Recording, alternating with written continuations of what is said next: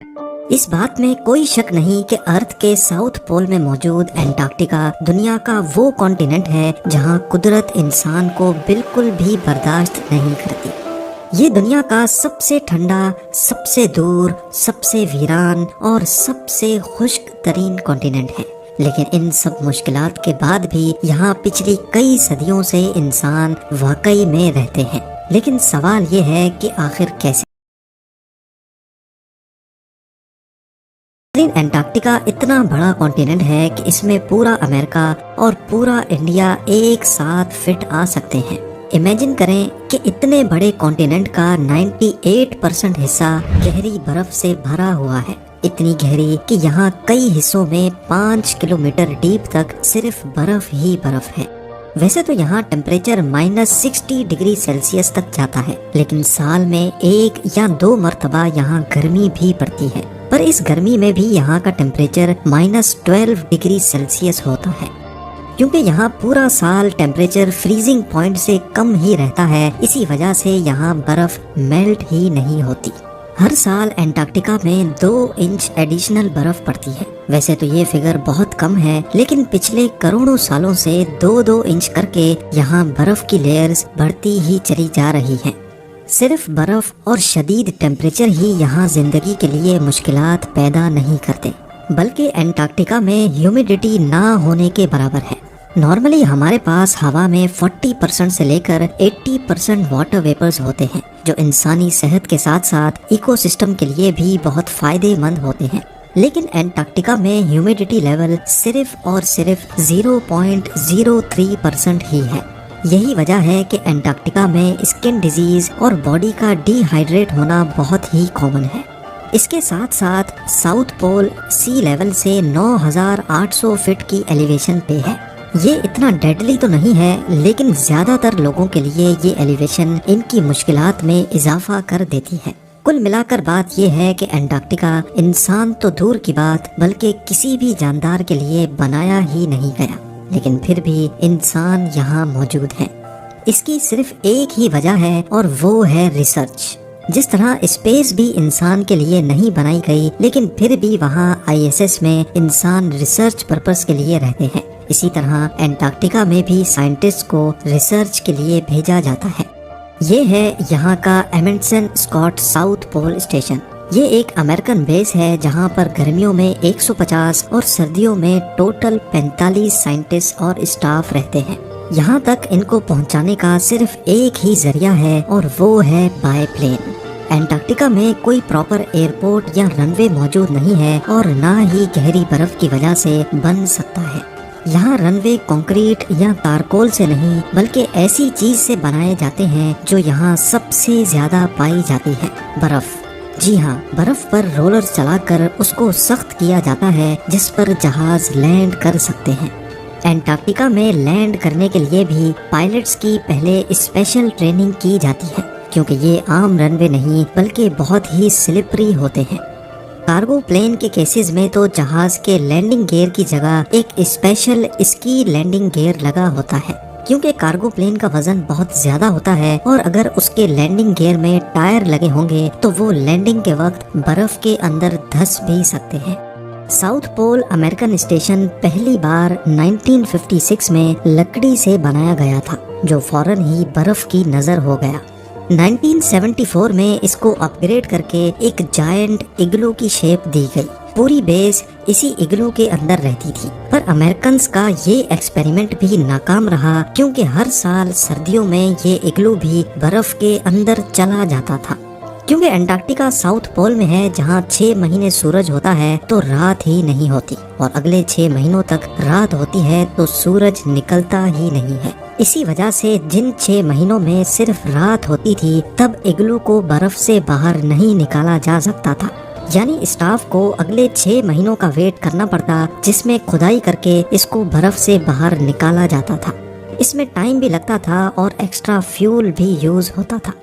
2008 میں امریکہ ایک نئی اپروچ کے ساتھ میدان میں اترا اور اگلو کو بھی ریپلیس کر کے یہ چیز بنائی۔ اس بلڈنگ کی خاص بات یہ ہے کہ اس کی شیپ ایرو ڈائنامک ہے اور اس کو ہائیڈرولک پلرز پر برف سے تھوڑا اٹھا کر کھڑا کیا گیا ہے۔ ایروڈائنمک شیپ کی وجہ سے تیز ہوائیں اس کے اوپر اور نیچے برف کو اکٹھا نہیں ہونے دیتی، لیکن ہر 10 سالوں کے بعد پھر بھی اس کے نیچے برف جمع ہو جاتی ہے، لیکن تب اس کو آسانی سے اپ لفٹ کیا جا سکتا ہے۔ انٹارکٹیکا ایک فری کانٹیننٹ ہے، یعنی اس کو کوئی بھی کنٹری اون نہیں کرتی۔ یہاں پر 29 کنٹریز کے اپنے اپنے ریسرچ اسٹیشنز بنے ہیں، لیکن سوال یہ ہے کہ ساؤتھ پول میں کون سی ایسی ریسرچ ہوتی ہے جو دنیا میں کہیں اور ممکن نہیں۔ یہاں زیادہ تر اسپیس ریلیٹڈ اور ایسٹرونومیکل ریسرچ ہوتی ہے۔ اصل میں نارملی ہوا میں موجود ویپرز آسمان کو دھندلا کر دیتے ہیں، اور اگر ہم ٹراپیکل ایٹماسفیئر میں ٹیلیسکوپ لگائیں گے تو زیادہ دور تک نہیں دیکھ سکتے۔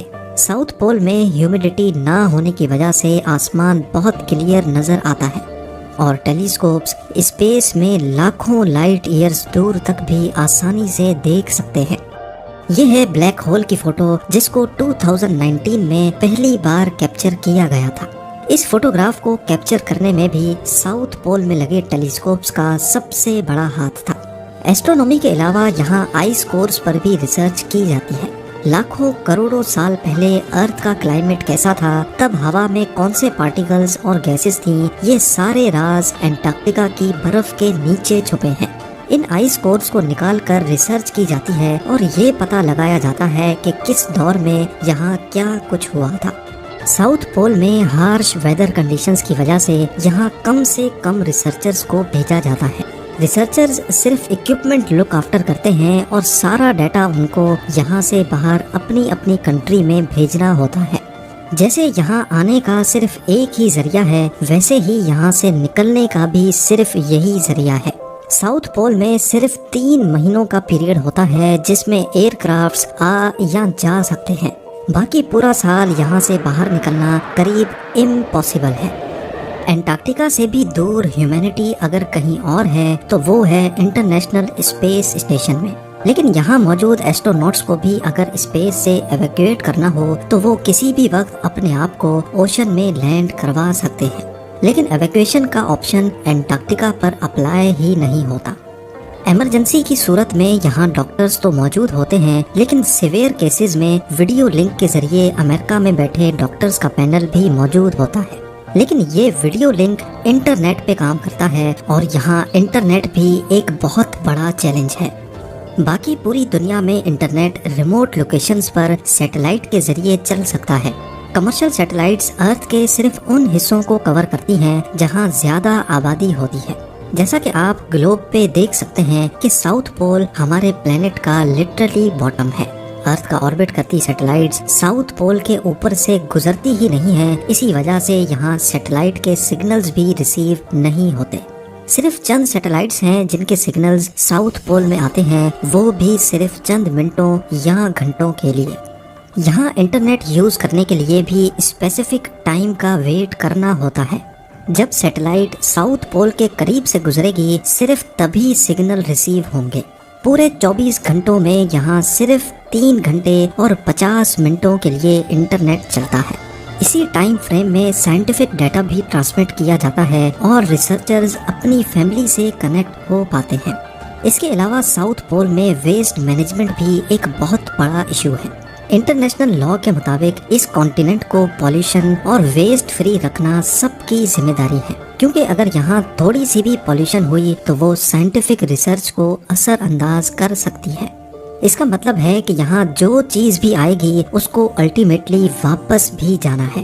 یہاں اسٹیشنز کا ویسٹ پورے سال اکٹھا کر کے اس کو کوسٹ پہ موجود میک مردو اسٹیشن پہ ٹرانسفر کیا جاتا ہے، جہاں اس ویسٹ کو پروسیس کر کے سال میں صرف ایک بار آنے والی شپ پر واپس US روانہ کر دیا جاتا ہے۔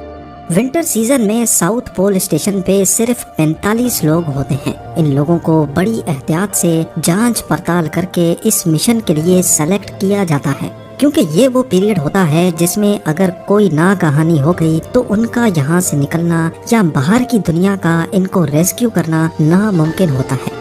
یہ کریو ہر طرح کی سچویشن سے نمٹنے کے لیے فٹ ہوتا ہے۔ اس پیریڈ میں 6 مہینوں تک صرف رات ہوتی ہے۔ اینزائٹی، ڈپریشن اور ہوم سکنس کے اٹیکس بہت کامنلی پائے جاتے ہیں، اور اس مشکل گھڑی میں یہاں کمیونیکیشن بھی نہ ہونے کے برابر ہوتی ہے۔